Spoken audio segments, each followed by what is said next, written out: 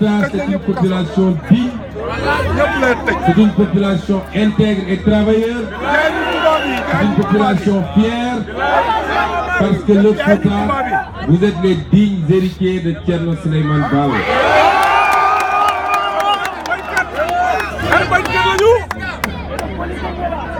Qu'est-ce que Thierno Souleymane Baal nous a laissé? dama bëgg à partir du Fouta ñu xam ni am nañu référence pour le Sénégal et pour le monde entier, et cette référence est un Foutanké la ñuy andil dañu ko gëmloo ni loolu mooy les meilleurs modèles. Moom il y a presque 242 ans maintenant, il a conduit ici dans le Fouta la révolution Torodo, révolution boobu amul modèle bu ko gën a mat. Qu'est-ce que Thierno Souleymane Baal nous a appris?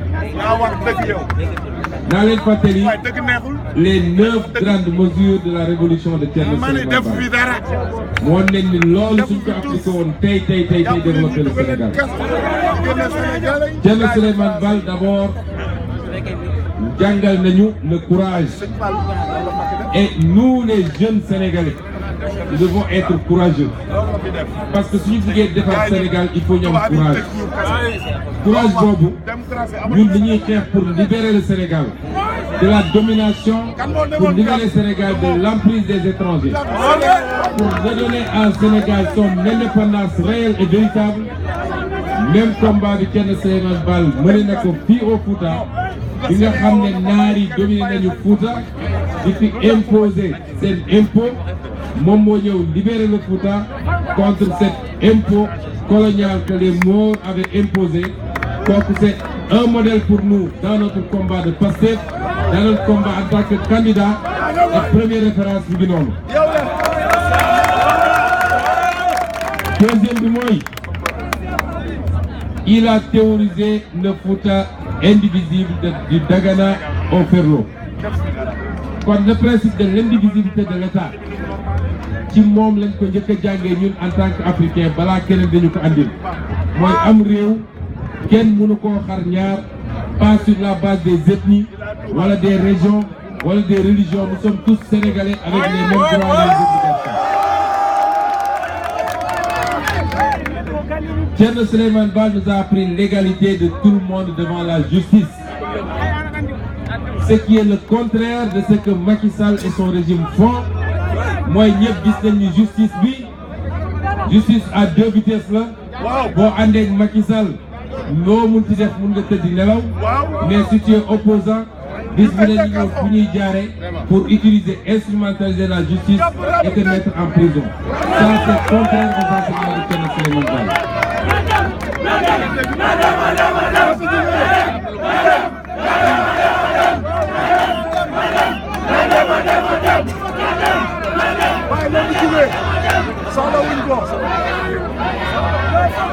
Chers amis du Fouta, Thierno Souleymane Baal moo ñu njëkk a jàngal li ñuy wax la décentralisation, parce que dans sa révolution chef de village yi ak chef de province yi assistés par les cadres ñoo doon gérer les affaires locales.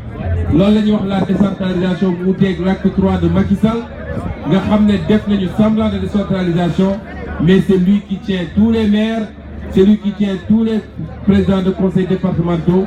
Ku àndul ak moom du la jox ci fonds de dotation yi. Kon sur ce plan-là aussi ute na ak les enseignements de Thierno Souleymane Baal. Jàngal nañu aussi que les impôts et les amendes doivent être gérés dans l'intérêt général. Loolu mooy la bonne gouvernance. Est-ce que tey nos impôts sont gérés dans l'intérêt général? Chaque jour ngeen dégg détournement des deniers publics.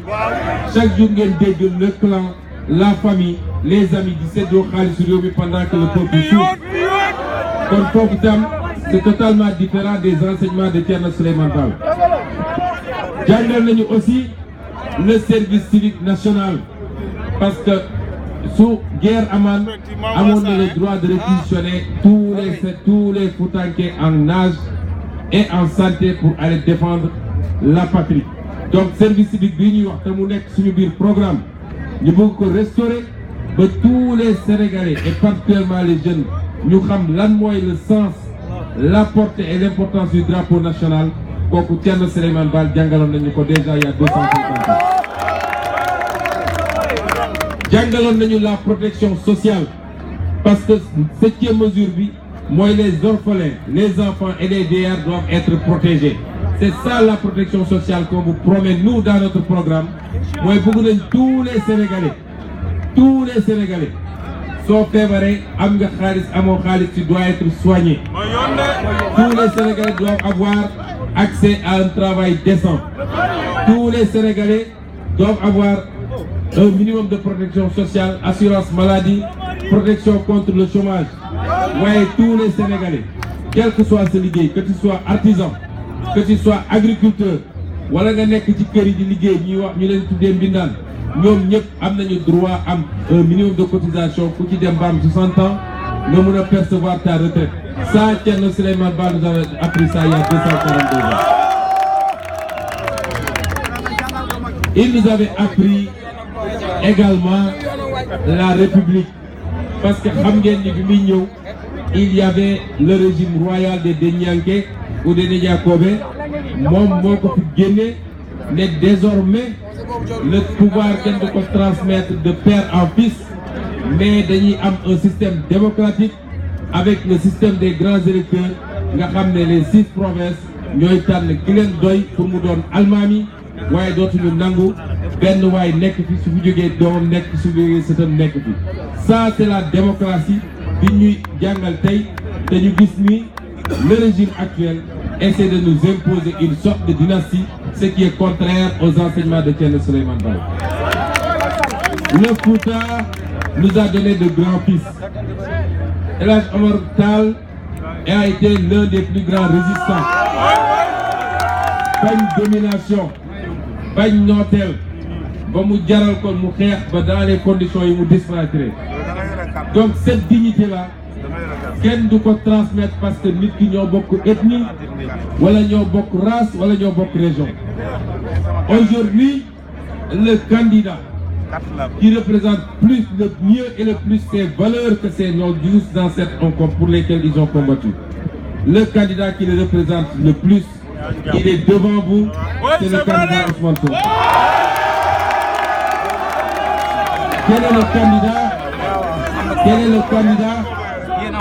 Quel est le candidat qui vous dit que si vous lui faites confiance dans que dénk réew mi il va renégocier tous les contrats yi nga xam ne c'est des contrats yi ñu signé jël suñu économie jox ko tubaab yi ak naar yi au détriment du peuple sénégalais. Il n'y en a pas deux. Quel est le candidat qui vous a promis ça? Quel est le candidat qui vous a promis? Quel est le candidat qui vous a promis que système monétaire bu bon bi nga xam ne bàyyi nañ ko te muy un système monétaire de domination su ngeen ko wóoloo mu jëlee ci système monétaire boobu teg une monnaie qui soit conforme à notre économie. Il n'y en a pas d'autre. Ici dans la région de Matam, la région de Matam, elle n'est pas oubliée. Nee na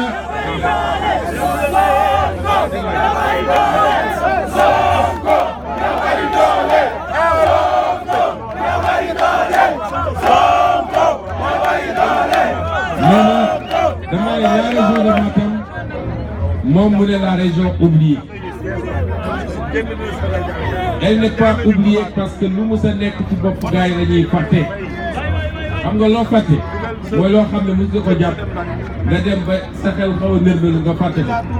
Mais de 1960 à maintenant les régimes successifs, qu'est-ce qui a été fait à Matam? Donc Matam n'est pas oublié, Matam est abandonné. Et les statistiques wane na ko. Matam est parmi les régions les plus pauvres du Sénégal. Macky, Matam est à 45% de taux de pauvreté. Matam est à 35% de sécurité alimentaire. Mooy suñu génnee mois d'octobre, novembre, li ëpp 35% des populations de Matam ñi ngi am préoccupation ci lekk les 3 repas correctement. 19% de taux de malnutrition dans la région de Matam, l'un des taux les plus élevés du Sénégal. Taux de scolarisation bi bu Matam bokk na ci gën a faible, sinon le plus faible, parce que 15% de taux de scolarisation au secondaire. Région bu ni mel ku leen ne région boobu yitteem la ba pare yor Sénégal pendant 7 ans am sañ-sañ ñëw taxaw devant vous avec les statistiques que je vais vous donner pour dire que Matam est son titre foncier. waa Matam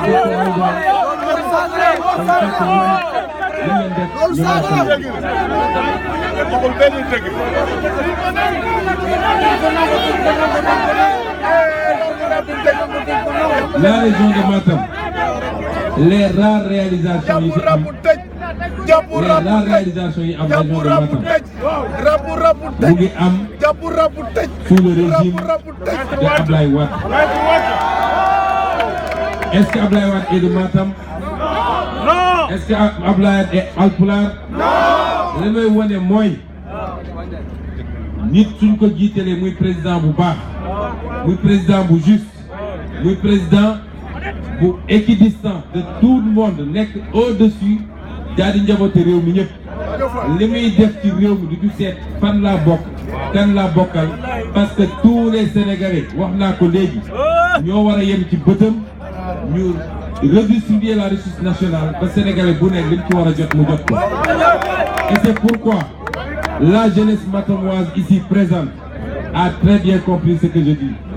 La jeunesse matamoise n'acceptera plus ñuy essayer di nax nit ñi di leen utiliser comme du bétail électoral bu ñu paree sànni daal di dem toog Ndakaaru dans des trucs climatisés ñoom seen njaboot ak seen waa parti politique, et vous restez à continuer à souffrir. Vous n'avez d'autres alternatives que les motos de Jakarta et l'immigration clandestine. Le peu qu'il y a dans la région de Matam, je rends un hommage appuyé aux émigrés. Yàlla xam ne ni bu ñu doon émigré fii yaa xam am ñoom ñooy tabax salle de classe yi, ñooy tabax les postes de santé, ñooy envoyer de l'argent pour que les gens vivent. Su émigré yi tey woon seen loxo yaa xam am fii Matam. L'État ne fait rien pour la région de Matam. Et pourtant, est-ce que vous savez que la région de Matam est l'une des plus riches du Sénégal? Avec la vallée du fleuve. Potentiel région de Matam.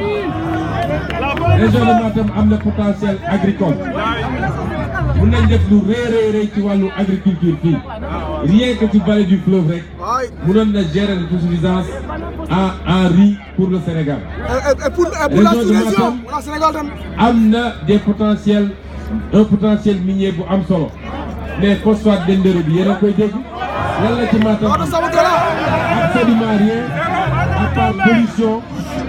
à part pollution amu les jeunes amuñu ci liggéey, électrification sax mënu leen ko ci am. boo tax suñu leen ne on va renégocier, première renégociation bi mooy les conditions dans lesquelles suñu mines yi boole bokk na ci les phosphates de Dendéré ont été donnés. Non seulement on va renégocier ça pour le Sénégal, mais je peux vous garantir que Matam dina ci am lu bëree ci li ñuy wax les retombées locales en matière d'emploi. La région de Matam a de grosses capacités en matière d'élevage. te ba léegi ñoo ngi continuer du dara, mais su dul tabaski rek il faut ñu dem uti ay xar ay Mauritanie, Mali fu ne, alors que fii région Matam mënoon nañu organiser, et la région de Matam boo ko continuer ba booru Daara Jolof tout le Ferlo mënoon nañu assurer l'autosuffisance en produits alimentaires, laitiers, lépp lu jëm ci élevage. Je ne parle pas de l'économie fluviale. Moom digoon na leen ni